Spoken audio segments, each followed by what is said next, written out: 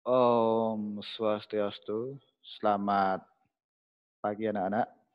Saya ucapkan terima kasih atas perhatiannya karena anak-anak sampai pada saat ini masih dalam keadaan sehat dan tentunya masih semangat untuk mengikuti pertemuan-pertemuan dalam pembelajaran agama Hindu dan Budi Pekerti terkait dengan materi Sabta Timira. Nah, anak-anak, pada kesempatan ini kita akan menyambung kembali terkait dengan materi Sabta Timira. Pada pertemuan kali ini kita akan membahas terkait dengan sloka-sloka tentang pengendalian diri. Karena sesungguhnya pengendalian diri itu sangat penting sekali anak-anak. Ya, banyak orang yang bisa melakukan segala kegiatan, bisa eh, pintar dalam segala hal, tapi terkadang untuk mengontrol emosinya, mengontrol diri dan dalam aspek pengendalian diri, ia belum mampu. Sehingga ini penting sekali kita aplikasikan dalam keseharian kita, anak-anak. Ya, agar seluruh indera yang kita miliki mampu terkendalikan dengan baik. Ya. Namun sebelum itu, Pak ingin mengajak kepada anak-anak, ya, ketika melaksanakan aktivitas, mengerjakan sesuatu ataupun menyimak materi yang akan Pak sampaikan, tentu kita harus berdoa terlebih dahulu agar apa yang kita simak pada hari ini, ya, agar apa yang Pak sampaikan pada hari ini betul-betul anak-anak pahami dengan saksama. Ya, seperti biasa kita akan melantunkan puja Saraswati, ya, ya, dan ini akan Pak pandu secara virtual melalui video ini, dan anak-anak Pak harapkan untuk mengikutinya dari rumah, ya, agar apa yang anak-anak simak pada hari ini betul-betul anak-anak pahami. Oke, silakan mengambil sikap Anjali Mudra, ya, berdoa dimulai. Om Saraswati Namastubhyam Waradeka Marupini Vidyarambam Karishyami Siddhir Bhavatu Me Sada. Om Hyang Widi, dalam wujudmu Dewi Saraswati, sebagai pemberi berkah ilmu pengetahuan, tuntunlah hamba, semoga segala kegiatan yang hamba lakukan selalu sukses atas karuniamu. Doa selesai.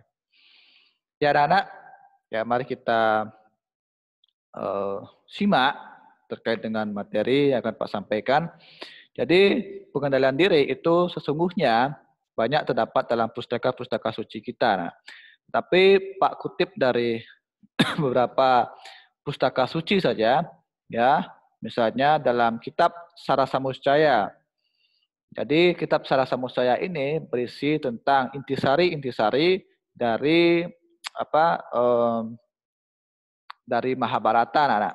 Jadi di Mahabharata itu melahirkan dua kitab besar, yaitu Sarasamuscaya dan Bhagavad Gita. Nah, dalam Sarasamuscaya, sloka 27 dinyatakan seperti ini, anak-anak. Surupa tam atma gunam ca wishtaram. Ya, kul wayam drua semedis sancayam. Narohi sarwam labate yata kertam. Sada subenat makrtena karmana.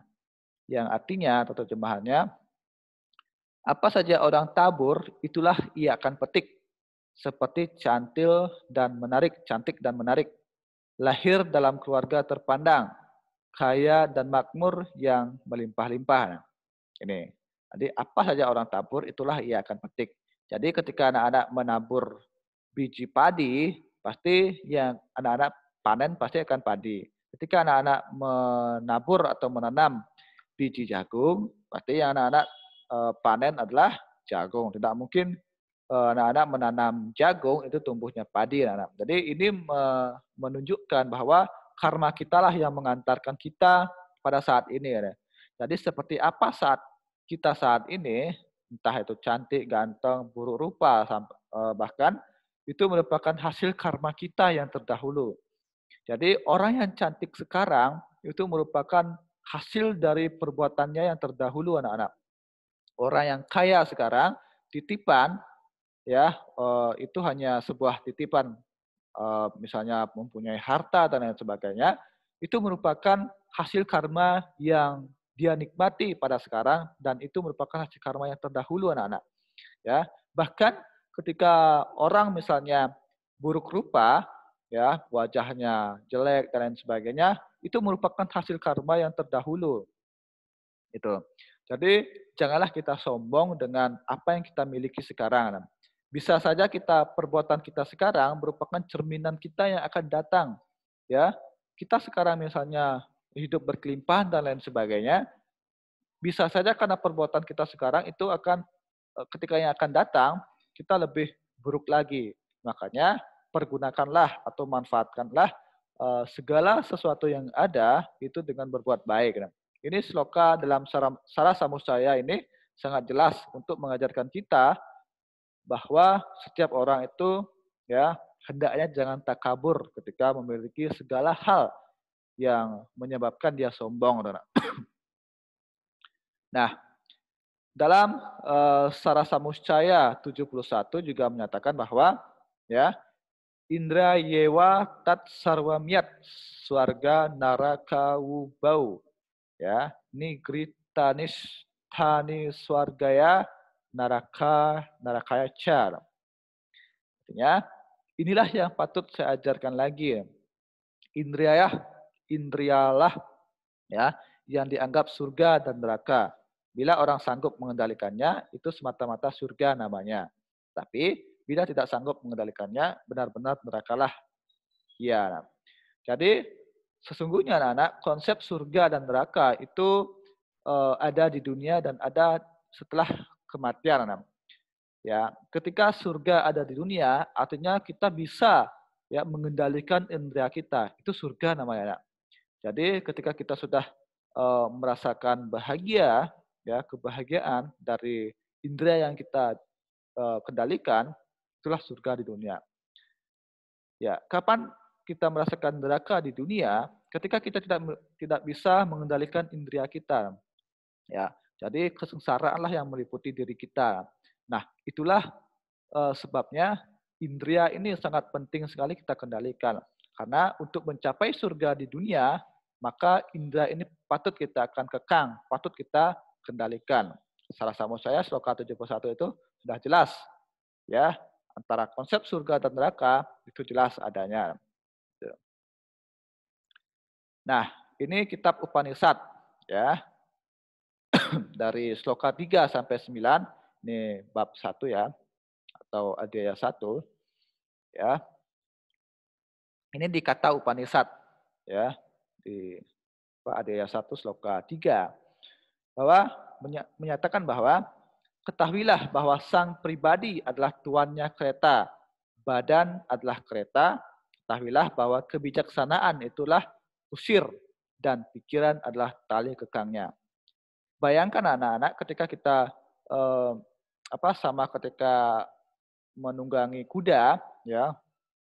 Jadi kereta itu adalah badan kita ya. Kereta itu adalah badan kita. Kebijaksanaan itu adalah kusirnya dan tali kekang adalah pikiran kita. Talinya itu pikiran. Ya. Jadi ketika pikiran kita meloncat-loncat, maka kusir itu pasti akan sulit untuk mengendalikan ya dan kereta pun akan diajak ke tempat pikiran kita itu. Jadi ini utamanya adalah pikiran karena pikiran itu adalah raja indria yang menentukan segala aktivitas indria kita nantinya itu mau kemana itu disebabkan dari pikiran kita. Makanya baik dan buruk dari pikiran akan menentukan karma kita juga nantinya. Nah, kemudian di kata Upanishad ada 1 sloka 4 bahwa menyatakan ya indria, mereka menyebut adalah kuda. Sasaran indria adalah jalan. Sang pribadi dihubungkan dengan badan indria dan pikiran. Ialah yang menikmati, demikian orang-orang pandai menyebutkannya. Ini sudah jelas bahwa sasaran indera itu adalah jalan. Ya, kemana arahnya kita itu ditentukan oleh indria. Itu. Itu di kata Upanishad. Kemudian ini di kata Upanishad sloka 5 bahwa menyatakan dia yang tidak memiliki kesadaran, yang pikirannya itu tidak terkendali, yang indrianya tidak dapat diawasi, semua itu adalah laksana kuda, ya, laksana kuda binal ya bagi si kusir. Jadi kuda yang sulit untuk dikendalikan. Ya, makanya orang yang memiliki kesadaran yang kurang, maka itu akan sulit dikendalikan. Itu. Kemudian selanjutnya itu di kitab Hatha Upanishad ya, Adhyaya 1 sloka 6 menyatakan bahwa dia yang memiliki kesadaran, yang pikirannya selalu terkendali, yang indrianya dapat diawasi, semua itu laksana kuda yang bagus bagi si kusir. Jadi ini merupakan balasan dari atau balikan dari Adhyaya 1 sloka 5. Nah, ini kata Upanishad 1 sloka 7 menyebutkan bahwa dia yang tidak memiliki kesadaran, yang tidak kuasa atas pikirannya yang tidak suci, ia tidak akan sampai pada tujuan hidupnya, bahkan akan kembali kepada kesengsaraan. Gitu. Jadi semua itu ditentukan bahwa kesengsaraan itu merupakan cerminan dari ketidaksadaran. Ya, jadi memiliki pikiran yang tidak suci atau tidak bisa menguasai pikirannya, tidak bisa mengendalikan pikirannya. Makanya kesengsaraan itu pasti akan diperoleh olehnya karena tidak mampu mengendalikan indria, baik dari indria pikiran maupun indera yang lainnya. Nah ini kata Upanishad Adhyaya 1 sloka 8. Dia yang memiliki kesadaran yang kuasa atas pikirannya yang senantiasa suci bersih akan mencapai tujuan hidupnya dan karena itu tidak akan dilahirkan ke dunia ini lagi. Jadi orang yang betul-betul sudah bisa mengendalikan pikirannya ke tingkat kesadaran yang lebih baik, maka dia tidak akan mengalami reinkarnasi lagi. Karena luput dari karma. Jadi karma itu sudah tidak melekat pada dirinya. Sehingga orang-orang yang demikian tidak akan dilahirkan ke dunia lagi. Jadi sudah menyatu dengan pencipta, sudah menyatu dengan Brahman. Gitu. Kemudian kata Upanishad Adhyaya 1 sloka 9 bahwa ia memiliki kesadaran akan kusir kereta itu dan mengendalikan tali kekang pikirannya, ia mencapai akhir dari perjalanan itu yaitu alam tertinggi. Ya, alamnya ia yang meresapi segala. Tuh. Jadi ia akan pasti mencapai kesempurnaan yang tertinggi, mencapai alam yang tertinggi, mampu mencapai itu.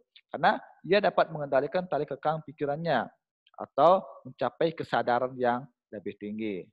Itu anak-anak. Ya. Jadi demikian yang Pak sampaikan pada pertemuan kali ini. Ya.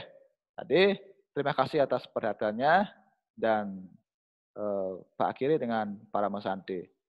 Om Santi Santi Santi Om. Terima kasih dan sampai jumpa di pertemuan berikutnya.